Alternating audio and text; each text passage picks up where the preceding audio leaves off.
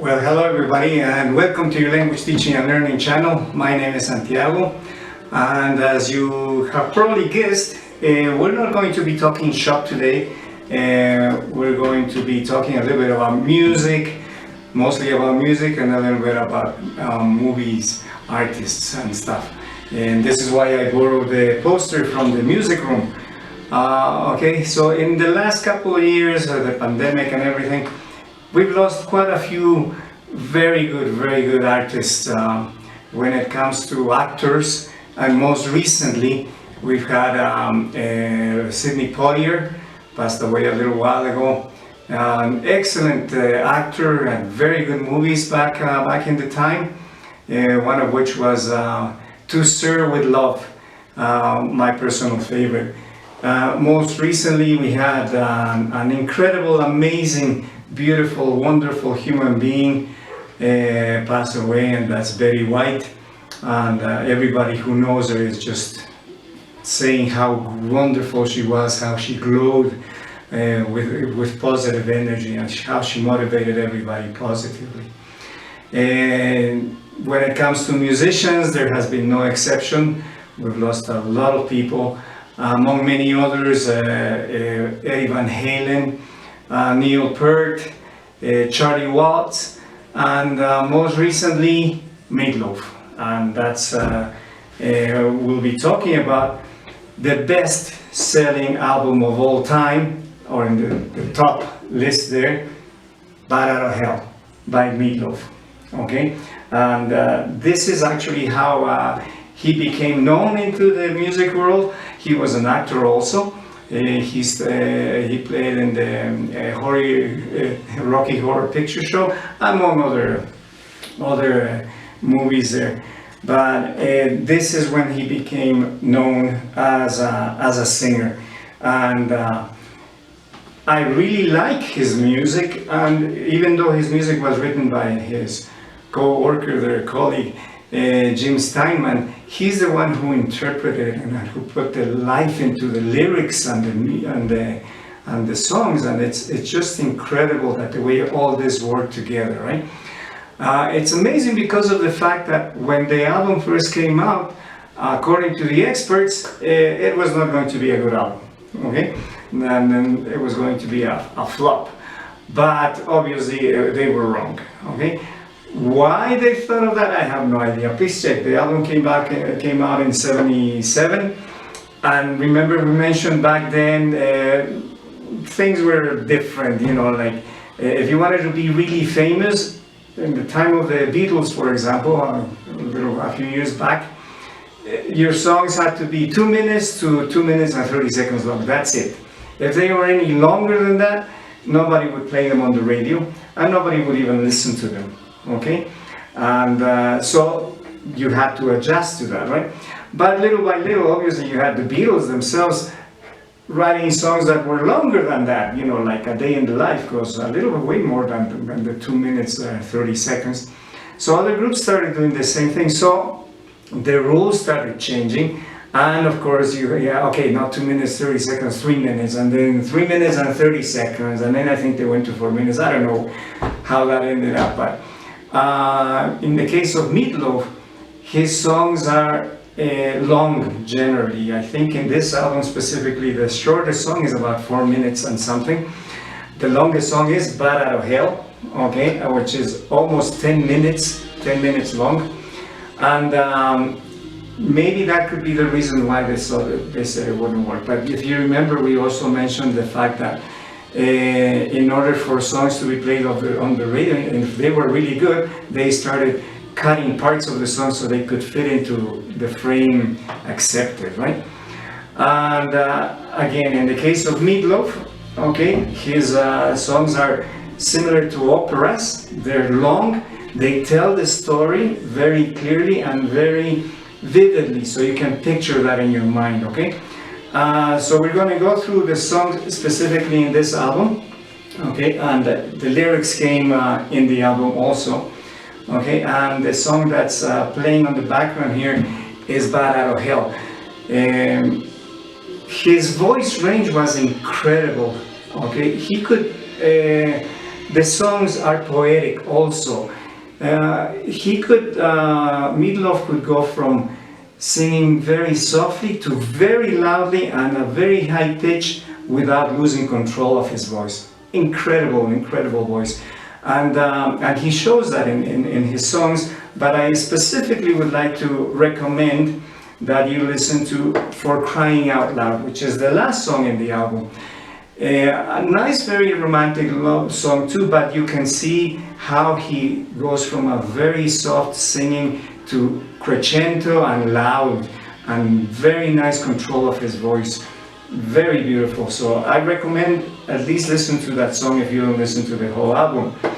In the case of the feature song here, Bad Out of Hell, okay, in reality actually it's kind of like a love song, right?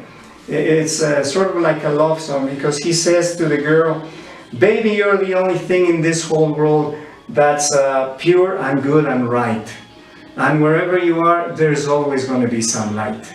Okay, and of course tells the story about him going on a bike, and unfortunately his body's tangled, had an accident, whatever.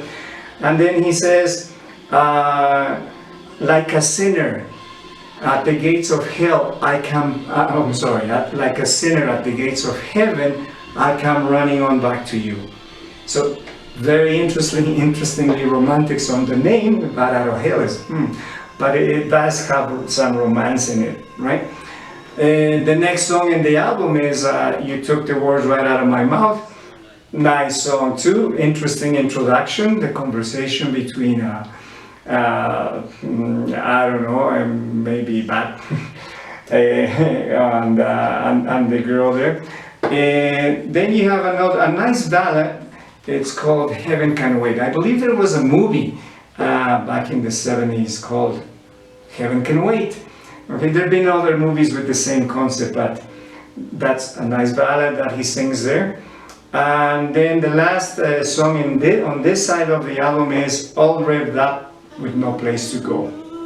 Okay, and then the first song in the other side, side B of the LP, after All Revved Up with No Place to Go, is 2 out of 3 Ain't Bad. That's another ballad. Okay, very interestingly, again, he says, I want you, I need you, but there'll never be any way that I'll love you. But don't worry, because 2 out of 3 ain't bad. And then along the song, he also mentions that somebody has said exactly the same thing to him, right? I want you, I need you, as she was packing her bags, and I'm never gonna love you. But 2 out of 3 ain't bad. Very, very beautiful song. And then, of course, you have Paradise by the Dashboard Light. Many people, many artists have sung songs about what's happening here, right? In the back seat of your car, etc. Or in the backyard, whatever, in the woods somewhere, about experiences that people have had. I know, Brown Eyed Girl. Bob Seger also mentions about in the backseat of his Chevy, etc. And in this case, a similar idea. There's a conversation between a boy and a girl, and obviously they are in the car listening to a baseball game, so in the back.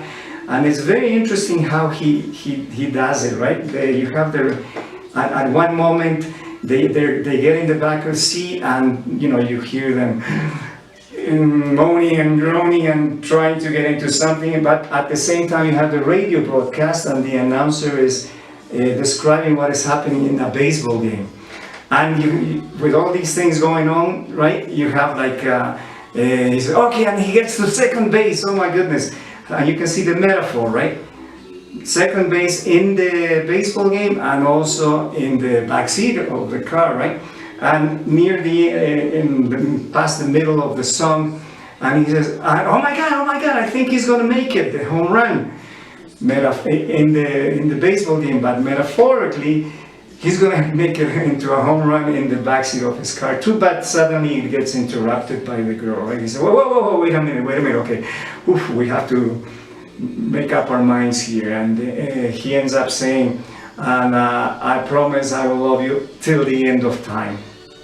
However, a little later on in the song, he goes on to say, and now I'm praying for the end of time. Okay? Now the song I recommended to you, which is the last song here, For Crying Out Loud. Very beautiful. Again, it's poetry. And the way he executes it, it's incredibly nice because his voice is going from very soft to very loud and very controlled voice, very beautifully done. And the lyrics too, right? For example, he says, for giving me the answers when I'm asking you why. For giving me, for taking in the sun when I'm feeling so cold. For coming to my room when you know I'm alone. For pulling me away when I'm starting to stall. For all that, and for crying out loud, you know I love you. Very beautiful song, very well executed. Again, I would recommend you listen to it. I think it's one of the albums that you really need to have. Obviously, this is the first album. He came out with many other albums, a few albums. One of his most popular songs is I Do Anything for Love, But I Won't Do That. And I think that song is pretty long too, quite a while, if you watch the video, and that came out in the 90s sometime.